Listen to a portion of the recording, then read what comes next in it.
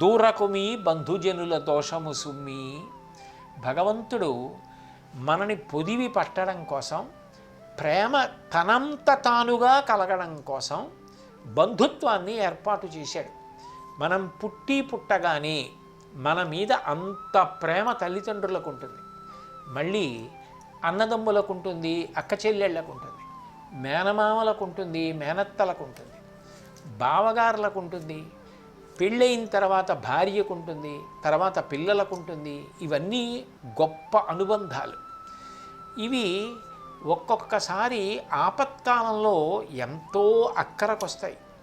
అది భగవంతుడు పెట్టిన అనుబంధం. ఎందుచేతనంటే ఒక అన్నయ్యని తమ్ముణ్ణి ప్రేమగా చూడు అని చెప్పవలసిన అవసరం ఉండదు. తమ్ముడి కోసం అన్నయ్య అంత ప్రేమగా ఉంటాడు, అన్నయ్య పట్ల తమ్ముడు అంత ప్రేమగా ఉంటాడు, అక్క చెల్లెళ్ళ పట్ల అంత ప్రేమగా ఉంటారు. తల్లి తండ్రి అంటే దైవము అని గౌరవిస్తారు. ఏ తల్లిని తండ్రిని మీ పిల్లల్ని ప్రేమించమని చెప్పరు.